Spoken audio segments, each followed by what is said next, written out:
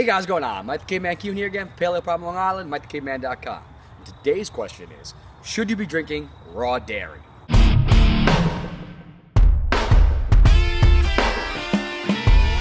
the caveman. And the answer is, it's up to you. What? That's right. Crazy. You actually make your own decision. See, there is a risk-benefit analysis you have to go into when we're talking about raw dairy.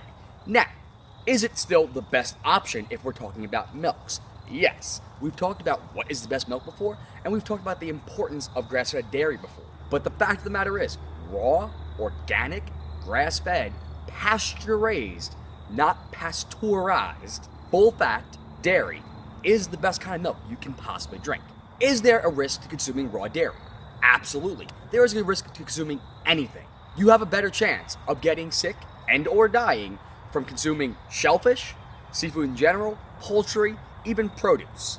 Moreover, the reasons why we initially started to pasteurize dairy are not quite as applicable anymore. It was during the Industrial Revolution and when cities were first starting to boom and proliferate and get bigger, and the farm was now much further away. So it was a lot harder without refrigeration, without cars, without much ways of actually getting that milk from the farm to the city without it spoiling. There would be people who would take the raw spoiled milk and they would add paint to it, and essentially, because of some shady practices at the turn of the last century, we have issues getting raw dairy today.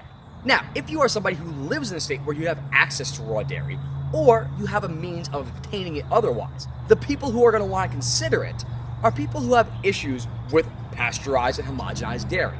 The reason being, there is a ton of anecdotal evidence supporting the notion that people are able to tolerate raw dairy better. Now, the literature is a little conflicted. The only real study was a Stanford study done a couple of years back that the media went and declared was the definitive case that raw is no better than pasteurized. Yet if you actually look at the data, besides the fact that there are only 14 people in it, they went and flavored every milk. The raw milk, the pasteurized milk, and the soy milk control. And they flavored it with a sugar-free sweetener, which, if you look up the brand they used one including sucralose and asulfate potassium, which can throw off your gut. What were they trying to test? Whether lactose throws off your gut. So the inclusion of that sweetener, how is that not a confounding factor? But that is the definitive case closer regarding who shouldn't use it. The very young, the elderly, and somebody who already is immunocompromised. So those people who are at risk in general. There is a potential for bacterial contamination, but that is the case with any food. In fact, the literature does indicate that raw dairy may be more resilient to microbial infection. But if you are still concerned and you want to still look at the benefits of raw dairy without changing its structure too much, you can look at 3 different methods. 1, you can freeze it. Freeze it for 2 weeks, and what that will do is help kill any potential pathogenic microbial populations, so making it safer overall. Number 2, you can do a low and slow pasteurization yourself. So today we do an ultra pasteurization method, which does in fact denature the proteins and change the structure of them. That's a bigger problem overall. But if you do a low, slow cook at your house, do it yourself, you might be able to do a little bit better. Number 3, you can ferment it. So take that raw dairy, ferment it into yogurt, kefir, make some delicious things there, and you'll be ready to rock.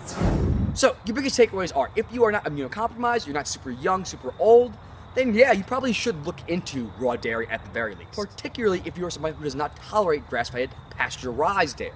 There are some definite potential health benefits associated with it, and the risks are definitely overblown. But if you're still that concerned, you can look into freezing it, to doing a low pasteurization at home, or fermenting it, or you can just skip it altogether. Dairy still is a relatively novel food. It just has some potential benefits, so just consider it. Either way, if you want some more information on why grass-fed dairy, though, if you are going to do it, is super important, on what the best milk is overall, secret answer, it's going to be raw milk. Or you want to know about those non-caloric sweeteners and what are alternatives to those, because those can mess up your gut as well, check out these videos over here.